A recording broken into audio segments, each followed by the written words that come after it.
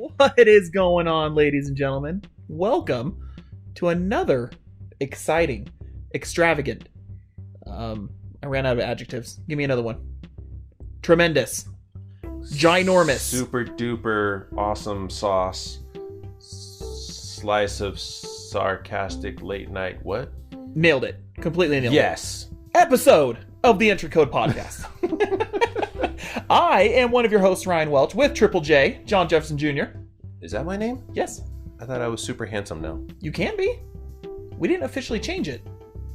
I gotta go see a man about a horse. Yes. Yes. As soon as it's changed. You know what? What we need to do, and I know it's hard for the audio listeners to follow, but if you come in with a name tag that says the super handsome one or something like that, then we'll just add it to the show and it'll be canon then. Can I be the super handsome chosen one?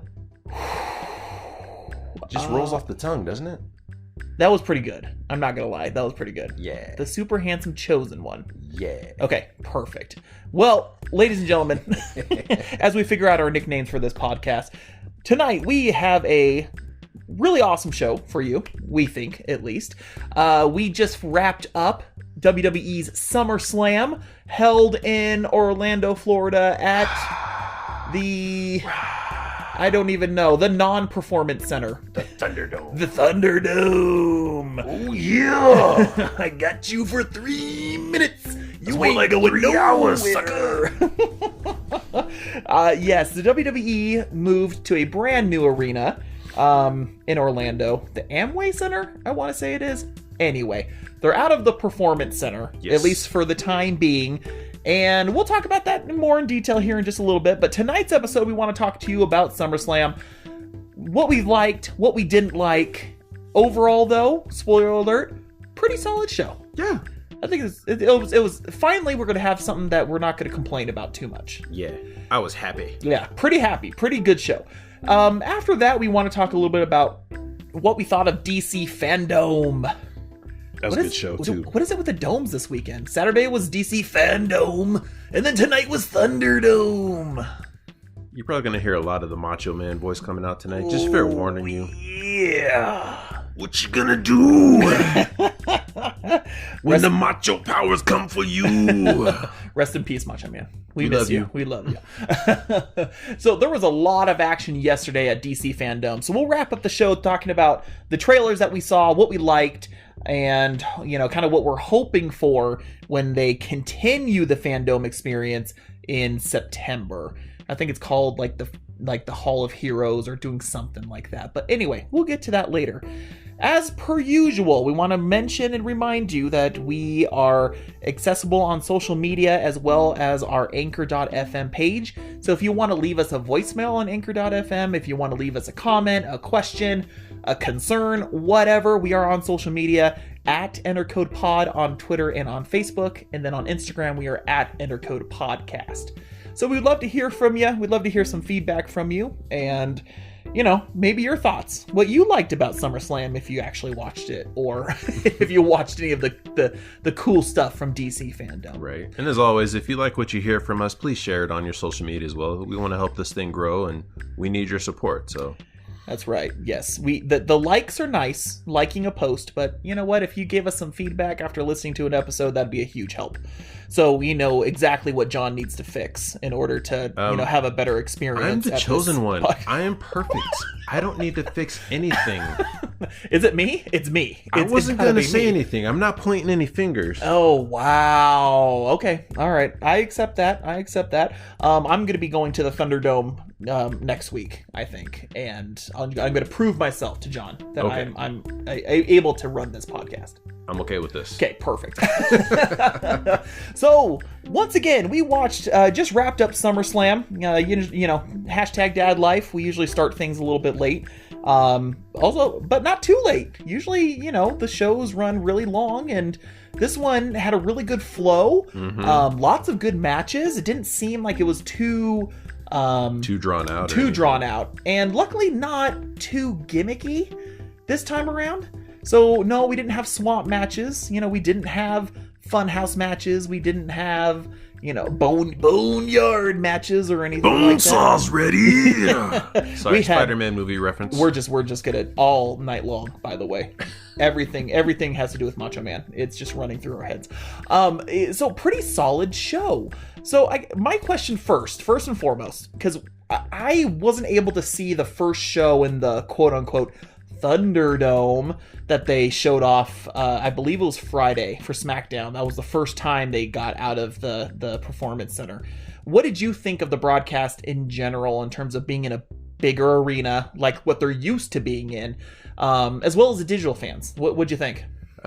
It's nice to have the audience there, even though it's a virtual. I get it. Keep everyone safe. Mm-hmm. We don't need anyone, suffering from the COVID. Yep.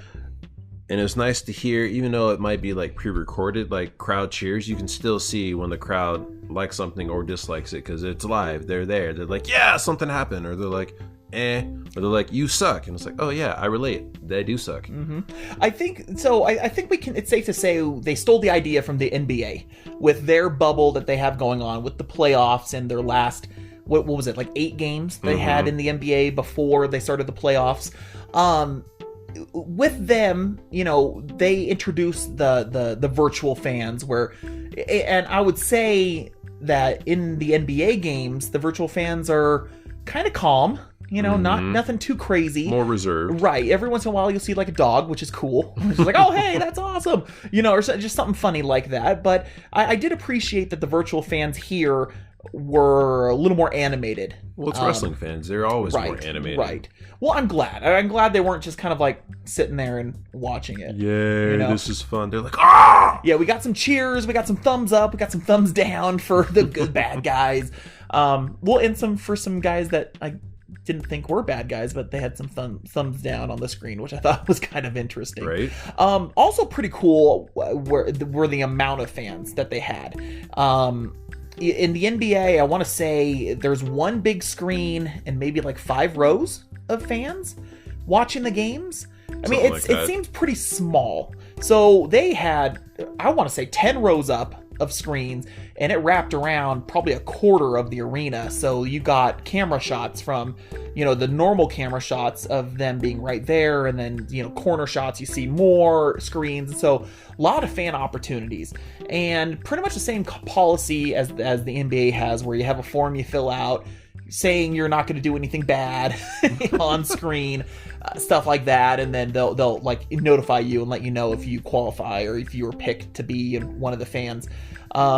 There wasn't a sign that popped up. Oh yeah. There are some pretty serious allegations against the NXT superstar Velveteen Dream, and one of the fans put up a sign that said "Fire Velveteen Dream." Yeah, it was gone in seconds. Yeah, but you saw it there, and you're like, "Oh!" Yeah, you saw it right when Sasha Banks was being introduced and doing her thing in the ring. I mean, pretty clear. It was like in the front row, which was crazy. So those little things are going to slip by, obviously, but they were able to clear that space out pretty quickly. But I think it was enjoyable. It was cool seeing the pyro again. I'm not gonna lie, the pyrotechnics and the fireworks. It was nice. It was kind of a little bit of sense of normalcy. Yes, especially in the long walks.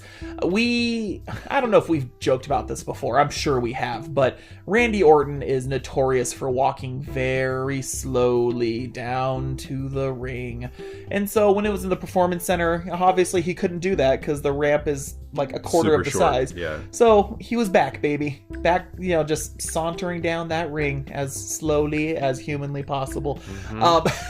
So yeah, like you said, brought about a sense of normalcy, which was pretty awesome, what I appreciated. So I do have the rundown here, John. Or actually, I did have the rundown here. Maybe I have to type it in. Well, let's go ahead and let's kind of go through match by match. Okay. And let's talk about what we liked and what we didn't like. And again, I think overall, we liked a lot. of stuff. So we one thing we didn't get to watch was the pre-show. There's only one match on the pre-show, which was for the United States Championship. So it was Apollo Creed versus Apollo Crews. Apollo Creed. I know, right? Wrong era. Apollo Crews versus MVP, where Crews did defeat MVP to retain the belt. Nice. So good for him. They're keeping the belt on him, which I truly appreciate. So the pay-per-view itself started off with the SmackDown Women's Championship, where Bayley was defending against Asuka. So pretty interesting stipulation where Asuka actually had two matches tonight. The first one was against Bayley, and then for the SmackDown Women's Championship, and then she also went against Sasha Banks later on in the show for the Raw Championship. Pretty solid match, I thought, to start. Some good moments there, some good spots. Kind of predictable with the winner being Bayley. What'd you think? Storyline's kind of playing out like I thought it would. Of course, Bayley keeps her belt because Sasha helps her, and yes, that's just kind of the dynamic. Is putting Bayley's needs first, and I get it. That's just the story. Yep. They help each other out, or do they? Dun dun dun! We'll talk about that here in just a second. But yes, Bayley did defeat Asuka. Again, solid match. I thought it was a good start. Yes. After that, we had the Raw Tag Team Championship, which was between the Street Profits and Andrade and Angel Garza. Angel Garza. Angel Garza. What a handsome man. Yeah. He's kind of man pretty. I'm confident enough in my sexuality. That's right. It's That's okay. right. We can say it. We can say it. Cool. Yeah. Good tag teams. Very exciting wrestlers. I was cooking dinner during most of the match, but what I saw was okay. I thought it was pretty decent. You watched more of it. What did you think of the match? It was a good, solid match. It was over faster than I thought it was going to be. Yes. Yeah. I'm glad the Street Profits won, and they just work well together. The chemistry's there. I still miss their, rivalry with the War Raiders or Viking Raiders, whatever they're called. Oh, they're stuck in the underground now, brother. Don't get me started on that. That's for another episode. I could do a whole episode just talking about that. Yes, we can. My love for it. Yeah, you can hear that in my voice, right? You love it. But the Street Profits won, and, due to, what's her name? Vega. Yeah. Oh, Selena. You want her first name? Gotcha. Yes, sorry. I was like, Vega, Street Fighter. No. Yeah, wrong one. So she got hit off the ropes, and that caused Andrade to get distracted.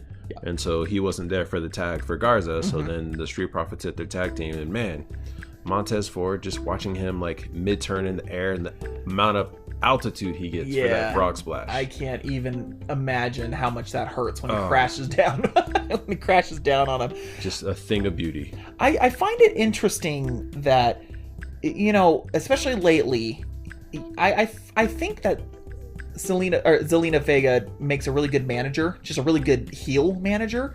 So I find it interesting that keeps having moments every week where, she's kind of losing control of her group. I found that very interesting. And again, another moment where one of her boys knocked her off the ring. The other one got distracted. Andrade got distracted, and then Angel ended up getting the pin, or getting pinned by the Street Profits. Do you think they're trying to set up them breaking up? I mean, I could see that happening. Okay. Usually that's kind of a sign a team is going to split when the manager is causing losses. Right. I don't know. We've seen that happen a lot back in the day. True. I was kind of excited when she had that stable going for a little bit before all this happened. Yeah. She had, what's his name? Austin Theory? Yes. Yeah. Before he became a disciple of Seth Rollins. Well, and now he's not even on TV, so I don't even know what's going on there. Yeah. So, I don't know. I kind of want her to stick around. I would like her to continue being a manager and having these bad dudes on her team and wrecking havoc. But we'll see. We'll see how it goes. So, pretty decent match. The match after that was a little surprising for me because I thought it was going to be really bad, but it didn't end up as bad as I thought it was going to be. But that was Mandy Rose versus Sonya Deville. It was a no disqualification match, and unfortunately, it got changed last minute from being a hair match, which I thought would have been funny. Would have been hysterical. Who's getting shaved? Yes, exactly. Who's losing her hair? But it ends up being a loser leaves WWE match. So overall, what I was worried about is I haven't really seen them on TV wrestling. They've been around moving the storyline along, cutting promos and things like that, but they haven't been wrestling. So I kept thinking, oh man, this is gonna be just horrific because of how rusty they are. Yeah. Not their skill level. They can put on a great match. It's just just out skill. Of practice. Yeah, and not their fault. I wouldn't blame them for this. It's just kind of the writing, how it is during COVID right now. It's just very weird. On the Rona. yeah. Rose, Mandy Rose got the surprise pinfall on Sonya Deville. So apparently she's gone. I don't know. She tweeted out goodbye. So but is she though? I don't think she is. No way. That'd be messed up. Or maybe she's taking a little mental leave just because of what happened to her. Yes, she is actually the victim of a real life stalker and break-in situation in her home in Florida. So that's a really good point. Actually, she could be just taking time off to deal with the legal stuff about that. Well, and not only that, just the traumatic issues of having that happen. Because he was anyway, bad situation. You can look it up online if you want to, but the stalker was messaging her bad stuff and got into her house. So pretty scary situation. So hopefully just with the time off she can get back to the way she was and hopefully some normalcy in her life. And more importantly, hopefully that stalker goes to jail. Yeah. I mean, they got video evidence. They got all kinds of evidence. Lock him away. Yeah, he's gonna be done. He's gonna be in jail for a while. So good for that. But match wise, again, I felt like there was some rust, but wasn't as bad as no, they pulled it off. It was a good clean finish, and I was happy. Yeah. Rest in peace to the table that Mandy Rose kept trying to lift up, and it just was that was a rough part. A little heavy. I don't know. She couldn't get it up. She just couldn't. She couldn't put it on the legs. So unfortunate. After that, though, we had, in my opinion, a very, very surprising match in terms of how good it was. And so that was Dominic Mysterio. Yes, that's right. Dominic Mysterio. Son of the great Rey Mysterio. Son. Like the 6 foot tall son of Rey Mysterio. He tall. He big. And he went against Seth Rollins in a street fight. So what did you like about the match? I can talk for a while about that, but what did you like? I like that, his gear was kind of like paying homage to his dad. Like, he had the Mysterio side pieces on the hoodie. Yes. But it was still, I'm Mysterio, but this is me coming on my own. And then against Seth Rollins, who had kind of almost like making fun of Mysterio wearing the purple, like what he had in WCW, like the Phantom purple that he wore for a while. And you got to play the villain role and taunt him. Yes, exactly. It was good. It was a good mix for this, but their kits were pretty awesome. Yeah, but it was a good match. For Dominic's first in ring wrestling match, he had good spots. His hang time on the frog splash, I was like, wow, okay. Yeah. Pulled off some clean 619s. I was like, all right. Yep. One was on the ground or on the mat, which was kind of cool, and then it's more traditional through the ropes. Yeah. Yeah, it was solid. There was in the beginning, I think, some nerves because I think there was a Hurricanrana that he kind of flubbed a little bit. Just towards the beginning of it, just one little tiny little flub, and then it just worked. It clicked really well, and it was one of those matches where they needed to show, progress the story. So it was there were some slow spots where Seth Rollins was being malicious and he was beating up, Dominic and in front of Rey, and using kendo sticks and all kinds of stuff, and yelling at Rey, "Oh, come on in, come save your son." Just well, I guess we should have put this in before we started talking about this match. Dominic asked Rey not to interfere in the match. He's like, Seth has put our family through all this. I need to take care of this as a man and do this on my own. So please don't interfere. Yeah, Dom said, "I'm going to snatch your other eye if you interfere." It was pretty dark. Wow. No, he didn't say that. Wow, really? Can't take you anywhere. Nope, you cannot. But it was interesting just seeing, Dominic taking a beating and Rey fighting, because as a parent you want to protect your child, and the whole time Dominic was getting whooped on. I mean, he had some spots where he was coming out on top. Mm-hmm. And then there's a moment where, Seth was taunting Rey Mysterio's wife, because she came out to, she was going to interfere. Yep. And he, kudos to Seth, because not only is he good at selling to help Dominic look good, he's also really good at being the villain. Yes. Yeah. He probably, I can't imagine a better opponent for Dom than Seth. It worked out really, really well. I think they did the storytelling aspect of it really well. And Seth, I think, is pretty patient and just good worker in general. Sting mess up aside, all those years ago. But he was really the best opponent for Dom that he could probably have. Do you think? Here's my question. Do you think Dominic they're going to continue this story? Like, do you think Dom's going to wrestle again? Do you think Dom might wrestle someone else and have like a new feud? Like, is he permanently on the roster? I could see this feud going longer, because I don't see, one shot and done. Right. Like, you're going to spend all that time on wrestling gear and then you only get one match. No, I think he's going to come back, and maybe we'll have a tag match with him and Ray against, Rollins and Murphy. Ooh, that'd be interesting. I could see that. I think it all depends on the Ray's contract situation, though, because isn't he close to being done? I don't know. Maybe that's why they're having a pay-per-view next weekend. Right? Like, we just finished one, and we got one next weekend. That's right. Surprise! That's right. Let's get him.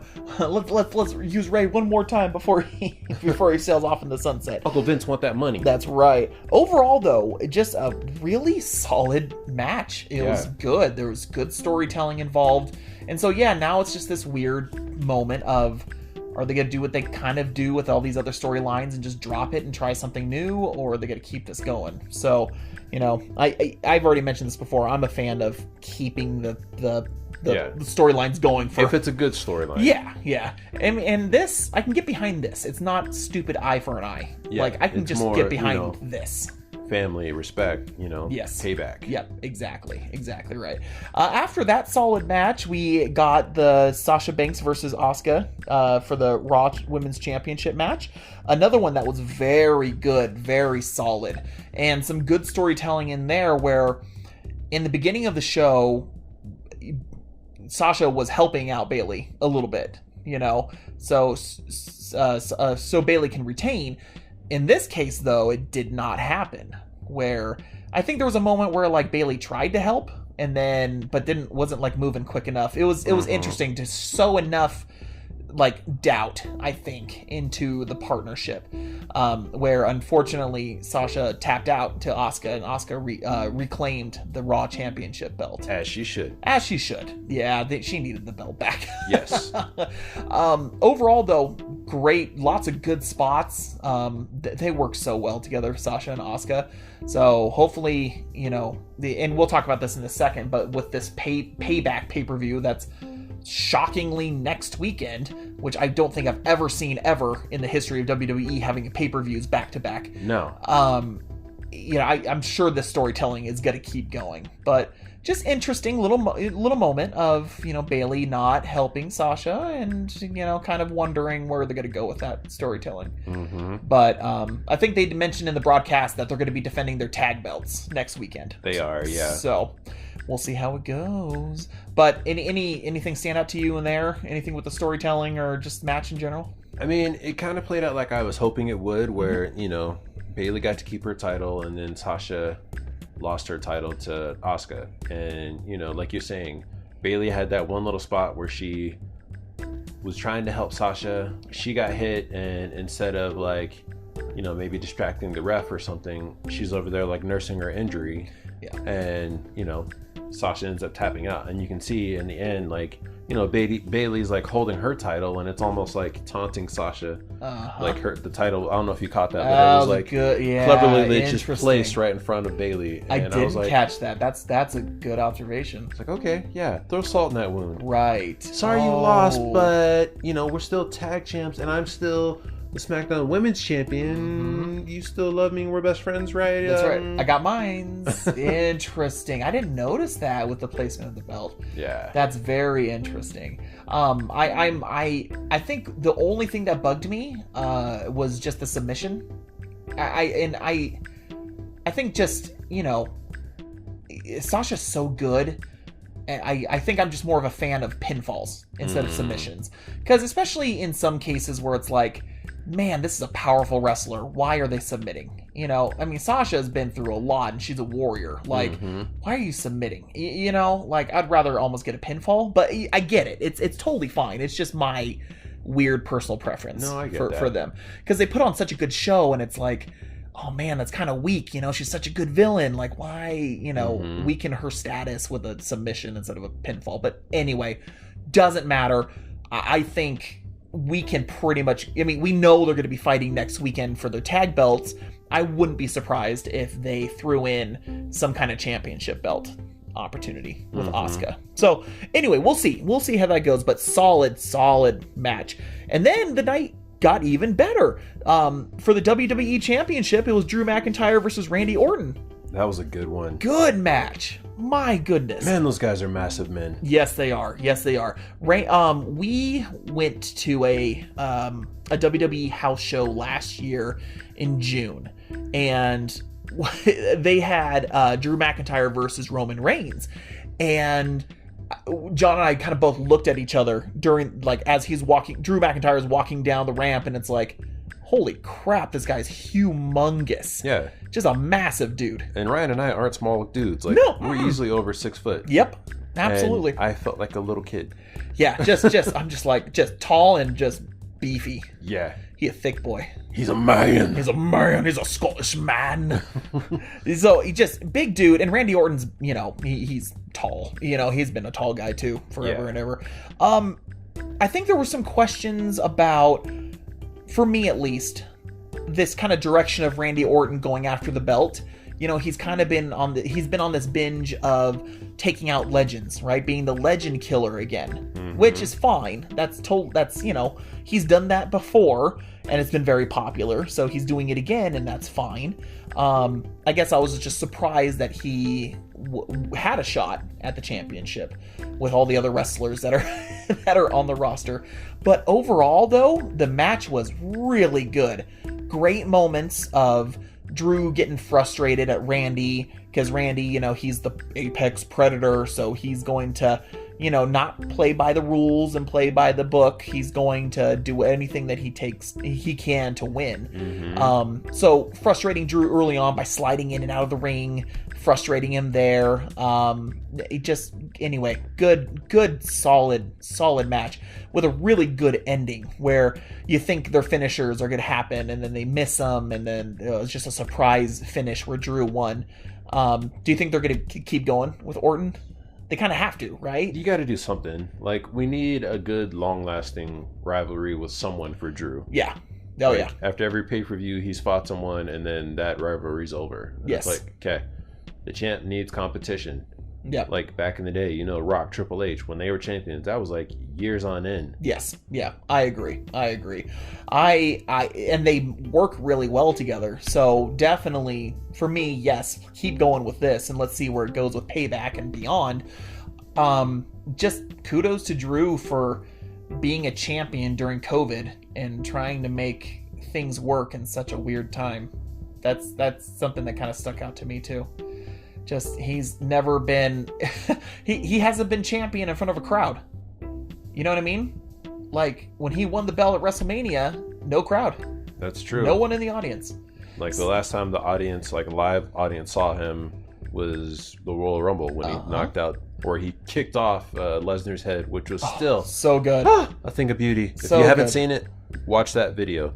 So right after SummerSlam, we can mention this. Right after SummerSlam, they have a documentary series called 24. So it's kind of like 24 hours into something. So they finally showed the behind the scenes that went into WrestleMania, and what was cool about that, sorry, side tangent. I don't mean to. We do this a lot, but you know how we roll. That's how we do it. They interview Rhea Ripley, and she's talking how excited she is to be fighting in front of all these people in the Tampa Bay Buccaneers stadium, and all, like 80,000 people or whatever. And she's super excited, and then it's like a week later, you know, just COVID gets worse. And that's when they decide that they can't do it in front of everybody. They have to do it in front of the Performance Center. So seeing that documentary and just how the wrestlers handled it is really fascinating. So if you have the WWE Network, definitely watch that, because it's super interesting and super cool. But anyway, the reason why I brought that up is Drew is interviewed at, he was doing this promo in Scotland for the whatever English network that shows wrestling, whatever partnership they have that shows the shows, and how he was whisked away super quick because they're worried about flights being canceled and borders being closed, and they needed him back. So it's just kind of interesting seeing his rise in the WWE, and then how he was let go, and then now he's back at the top. And again, just kind of interesting that Drew has never been the champion in front of a crowd. I guess now he's been the champion in front of a virtual crowd, which is better than nothing. So the last thing to mention was the match that I think were most worried about. And that was between Braun Strowman and The Fiend, Bray Wyatt. Ooh, that entrance. Oh, okay. Let's talk about that. Yes. So, The Fiend's entrance belongs in a huge stadium. Yes. Or an arena.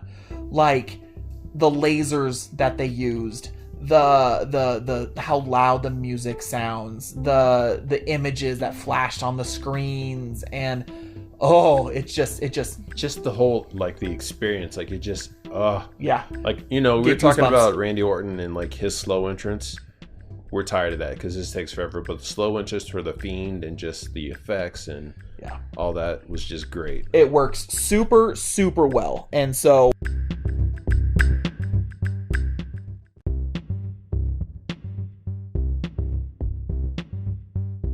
seeing that entrance back in an arena was perfect. It was the best. I was so ecstatic to see that. And the song is so cool. It just rocks. It just I still get goosebumps just thinking about it. Yeah. And creepy. It's also creepy too, because he's got the lantern that like looks like him.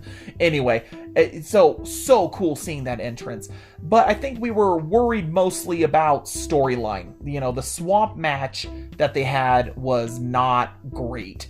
And kind of the build up to this match of Braun being this bad guy, and he's didn't destroy Alexa Bliss, but like, yelled at her and like body slammed her basically in the lead up show. It was super interesting to see what they were going to do with this. So, what did you think of the? I shouldn't be speaking for both of us. What did you think of the lead up with continuing this story? I'm glad they continued it.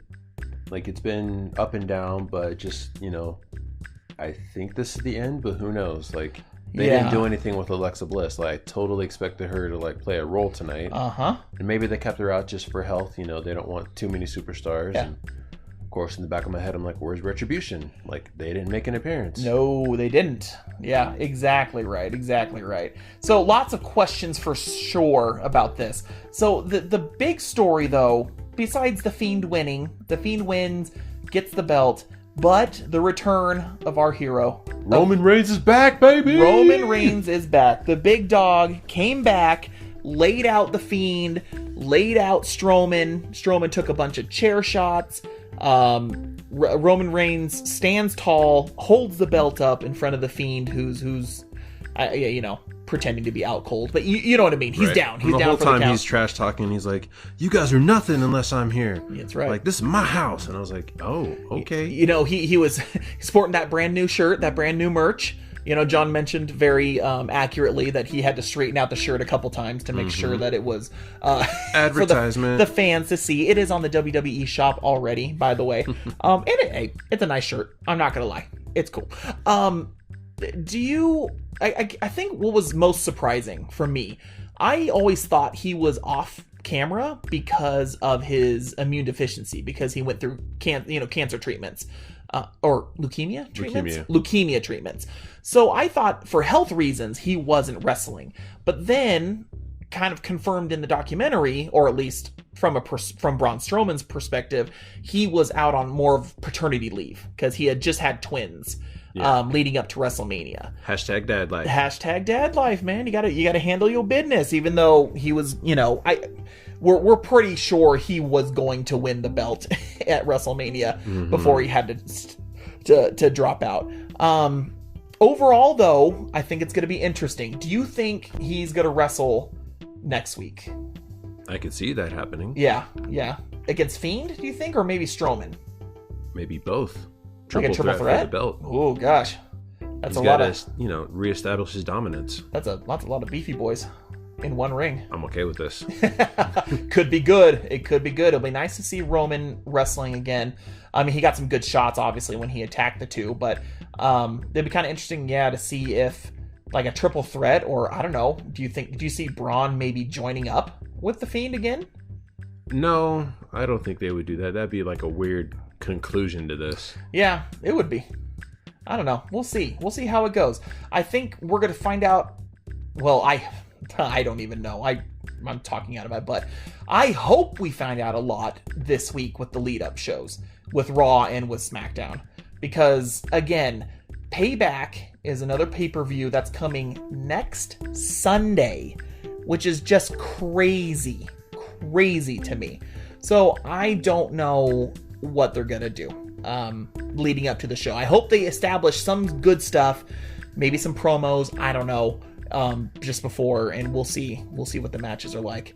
What do you see coming up for pay-per-view, or for the pay-per-view for Payback? Do you see any matches? I see some rematches. Yeah. I see maybe Banks and Asuka having a rematch for the belt. Yeah. I see maybe Fiend and Strowman, or we'll have Roman versus Fiend. Yeah. I could maybe see Orton versus Drew again. True. Because Orton be like, "You didn't get me my bastard." Blah blah blah blah blah. Right. Whatever he says. Yeah. I hope. I don't want it to be an exact replay.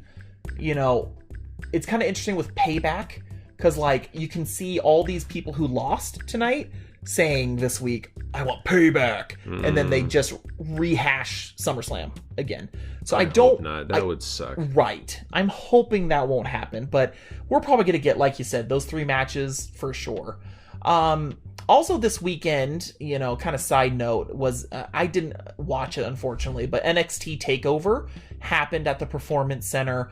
There were some, storylines that moved in a bunch of different stories, but one thing we did want to mention, because they advertised it tonight, was Keith Lee did lose the belt to Christian Cross? Karrion Kross. Thank you.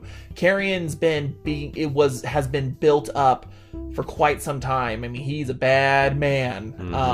And they've built him up beautifully as a heel in NXT. So there was questions about what they were going to do when Keith Lee lost the belt to him at TakeOver. And sure enough, he's going to be on Raw. Keith Lee's going to be on Raw tomorrow. So fingers crossed, knock on wood, everyone pray to the wrestling gods that they do well with Keith Lee and they don't go the route of other NXT peeps who are just blown in the wind right now. Right. Fingers crossed. So we love Keith Lee. Shout out to Keith Lee. He's the best. He's limitless. He's just a bad man. Just bask in his glory. Yes, you do. That's all. Bask in his glory. See, are they going to play that when he comes out? I hope they do. I mean, you got to. They have to. I mean, they got plenty of recordings of it, so they got to do it. Pump it in there. So overall, I thought it was a solid pay-per-view. Definitely, I would say it's good. Like a really good pay-per-view. I was happy with how the matches went. Some of the matches that I thought were going to be bad actually turned out really great. And I think the move into that arena, I'm glad they did it. They did it and they were able to pull it off, because I don't know. I think I'm getting a little tired of the Performance Center. Yeah, you got to switch it up. It's just, and I'm glad they were able to use it, obviously, because they had an emergency. They couldn't do anything else. Yeah. But I'm glad they're able to at least still maintain social distancing and not have fans in the arena, but make it work virtually. We got to work on Thunderdome. I don't know. Whatever. That name's fine. So overall thoughts before we move on to overall DC thoughts. stuff. Really solid show. Like, I don't really have any like huge complaints as far as like how the matches went. Like, everything was clean. I mean, there are a few little botches here and there, but they like it was such a small like snippet. Like, the overall matches ended well. Yes. And just continuing that storytelling, that's huge for me right now. Is like just how the storytelling goes with the matches and the characters. Yes. Yeah. One thing about fans not being there, if you botch, you hear it. So it's almost a blessing when there's a mistake and you don't hear the fans go, "Oh!" and then start chanting CM Punk or whatever, they do just to annoy wrestlers. So, we're going to try and watch Payback next week. We'll see. Maybe we have to watch it separately and then record. I don't know. We'll see what the wives say. Again, it was very unexpected when it said Payback pay-per-view next Sunday. Like, excuse you, WWE? Yeah, How dare you? I knew it was going to be soon just because things that I had seen online from like other people was like, there's going to be some reason to lead up to it, and maybe we'll see that on Raw or SmackDown. Right, exactly right. Well, make sure to let us know what you thought. Let us know on our social media pages if you liked SummerSlam. Did you think things could be improved? We would love to hear your thoughts. Well, what we wanted to wrap up the show with tonight is some thoughts about DC Fandome. Fandome, brother! Another Fandome. Another dome. What is the deal with Thunderdome and Fandome? Anyway, Saturday from 12-hour stream, I think it was. I thought it was 24 hours. No. So no, it was going to be 24 hours, and then they ended up changing their mind and they split it. Okay. Where they had a bunch of panels on Saturday, which we're going to talk about right now, and then sometime in September is going to be the next one, which I'll let me bring it up real quick. Because they were going to do it, and then I think they kind of decided to.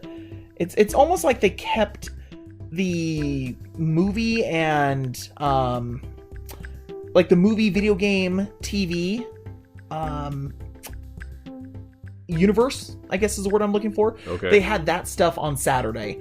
And so I'm assuming, and I'm probably going to be wrong, call me out on it if I'm wrong, but I'm assuming the next one is going to be more maybe comics related. So we'll see how it goes. So it was it was a very different but well put together panel, which I thought was very cool.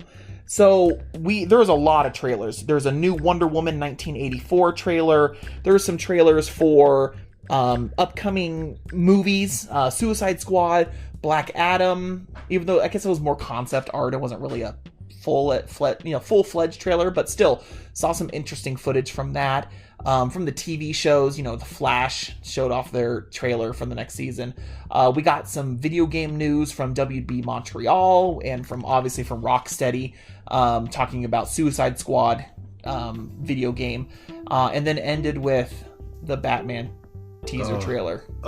So there was a lot of action. There's a lot of stuff. There's a lot going on that happened on Saturday's stuff. Overall, because we unfortunately don't have time to talk about every single thing. What stood out to you the most, or at least from what you saw, what are you most excited about in terms of the upcoming DC projects?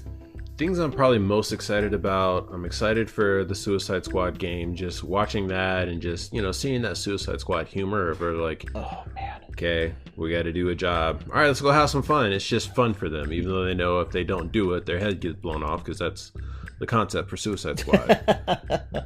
And just seeing, if you haven't seen the trailer, spoiler alert, they're out there and they're supposed to be, assassinating someone.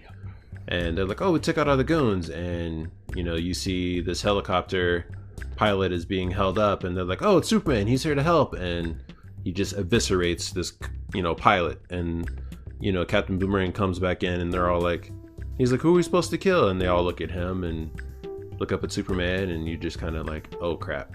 It just got real. So it's like, you're not sure what's going on with the question. Like, did this Justice League go bad? Are they brainwashed? Is it like an alternate universe? Like what?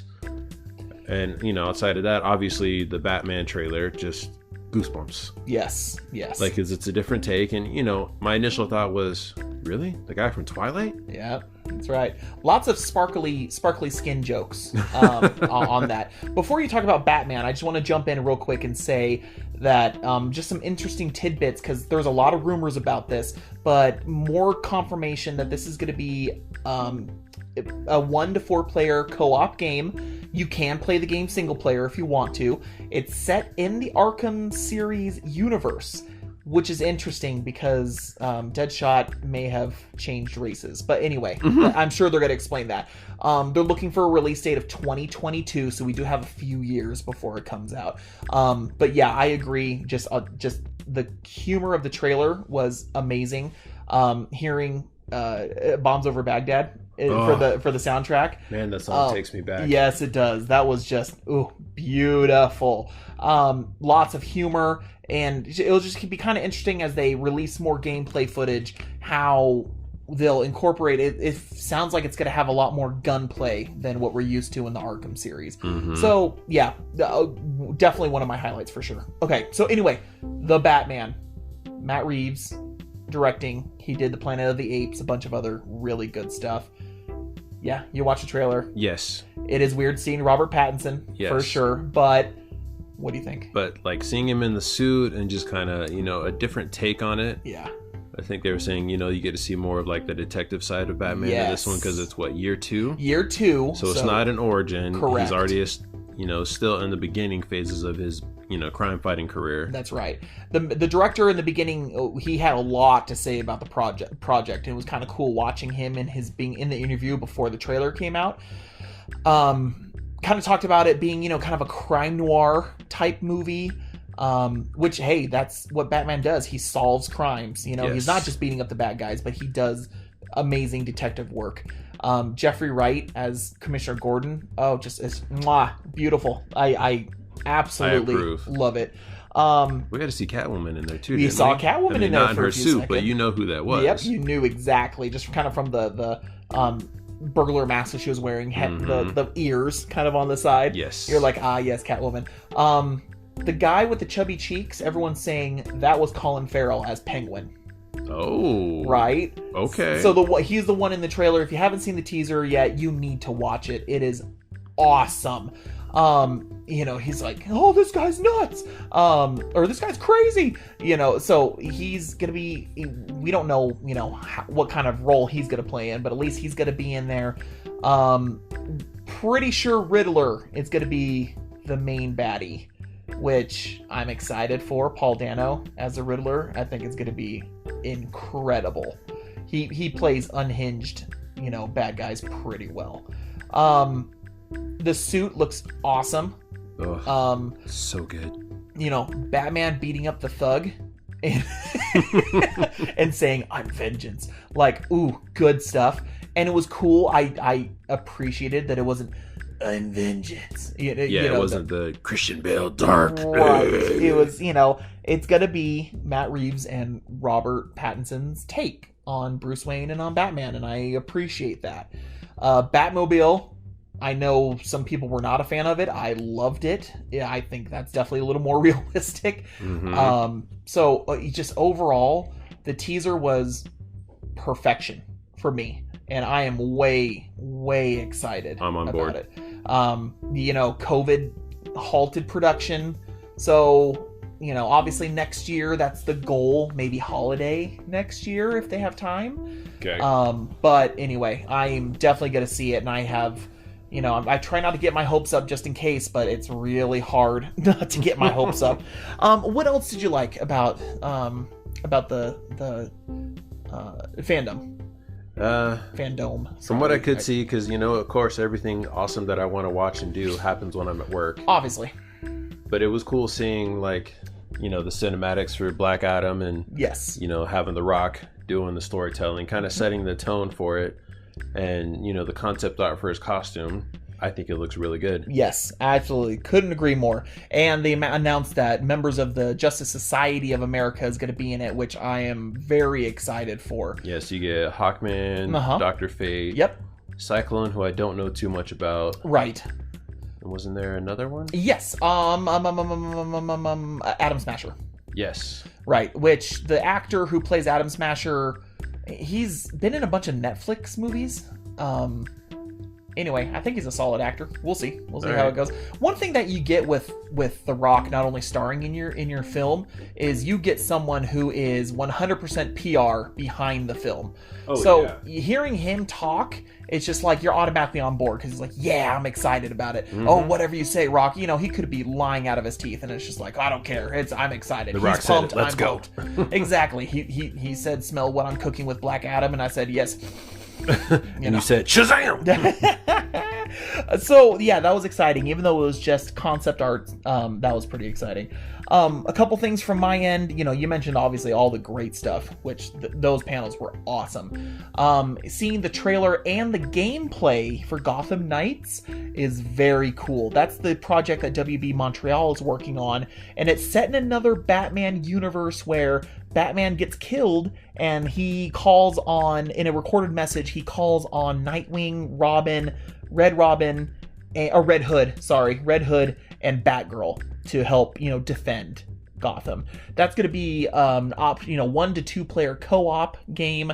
It looks like from the gameplay, because we actually saw gameplay, which I was very surprised. From the gameplay, it looks like there's some kind of RPG elements.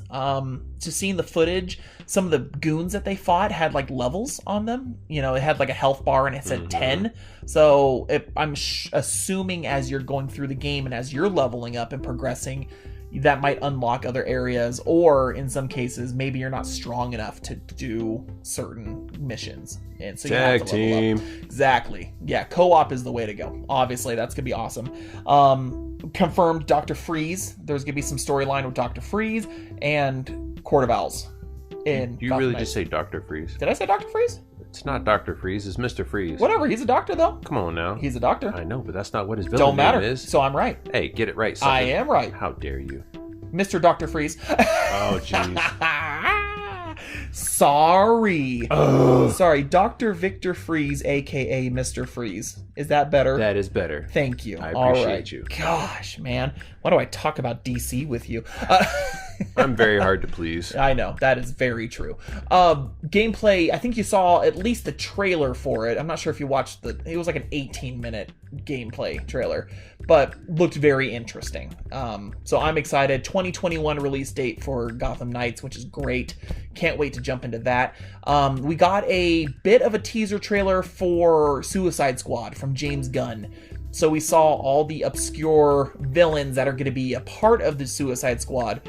And, they showed off like maybe 2 minutes of behind the scenes footage, which was pretty good.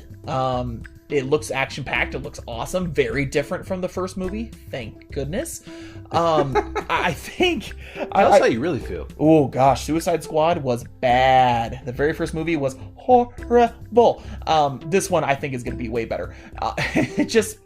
You got to trust James Gunn to do his thing. The minute they showed the teaser trailer, though, the biggest thing that stood out to me was the comics-accurate costumes that they're going to have. So Polka Dot Man is in a white costume with polka dots, just like the comics. Javelin is also blue and yellow, like spandex comics. So there was that was cool. I really, really appreciated that. And there were some obscure villains in there that, spoiler alert, they're probably going to die. But Harley Quinn, I think she's going to be safe. And King Shark. It's the year of King Shark, baby. King Shark's going to be in the Suicide Squad video game. He's going to be in Suicide Squad movie. It's beautiful. I'm okay with this too. Do you like King Shark? I do. You better. I better? Yeah. Wow. He's in our lives now. I mean, that's fair. I mean, he was in the Flash season, but then he was also, I guess, apparently the Harley Quinn cartoon is really funny, and he is very funny in that series. So, anyway, the next event is going to be September 12th, and they're calling it DC Fandome Explore the Multiverse. So, again, I kind of think that's going to be more comics-based. There's a lot of multiverse stories kind of going on right now. There's an event going on right now in DC. The DC Metal, sequel is going on right now, dealing a lot with multiverses. We might see some other panels for TV shows and things like that. But other than that, though, I'm excited for it. I think it's going to be good. Bring on the goods. Yes, the production value I thought was really nice. They did an excellent job with all the panels. The dome itself was kind of goofy that they showed the graphic dome, quote unquote dome, but whatever, that's fine. They did that. Companies are stepping up in this COVID world and doing a really remarkable job. So again, let us know what you thought about DC Fandome on our social pages. We liked it a lot. There's a lot to love and a lot to get excited about, especially for the future of DC. And I'm excited for September to see what else they got going on. So, anything you want to add? We want some mo. We want some mo. We want some mo. Yes, sir. Yeah, Yes, we sir. want the smoke. Oh, yes, we do. Street Profits wanted the smoke. They got the smoke. And they got the smoke as they retained. Well, ladies and gentlemen, that is it for tonight's episode. We're really happy that you could join us tonight. Let us listen to us talking about WWE and DC. Obviously, we're big fans of both. So, very good weekend for a nerd, I think, for wrestling nerds everywhere. I'm a happy nerd this weekend. Yes, we are. Yes, we are. We would love to hear your thoughts. Let us know what you thought about SummerSlam, if you watched it, if there were any panels or anything exciting that you liked about DC Fandome. Please go ahead and let us know in our socials. I mean, let us know how handsome Robert Pattinson is. It's fine. He had... We get it. We get it. And... I'm about to cough. Oh man, I've been holding that in. Okay. He's Rona free, I promise. Woo! Sorry about that, y'all. Anyway, we would love to hear your thoughts about what you thought about SummerSlam as well as DC Fandome. Let us know what you got excited for. Are you excited for the next pay-per-view? Are you excited for the next DC Fandome multiverse panel show that they got going on in September? Let us know on Twitter or on Facebook. We're at EnterCodePod, or on Instagram at EnterCodePodcast. Or leave us a voicemail on Anchor.fm so we can include it into the show. That's all we have for tonight. John, anything you want to add? That's not my name anymore. Oh, gosh. Super handsome. I forgot the rest. Super handsome chosen one. Come on, it's not that hard. Super handsome chosen one. Is there anything you want to add? Nope, that's all I got. Oh, my gosh. After all that, you have nothing anyway. I just wanted to end with you saying that. I'm good. Oh, my gosh. Have a great week, everyone. We love you. Thank you so much for your support, and we'll see you next time. Have a good one. Peace. Peace out.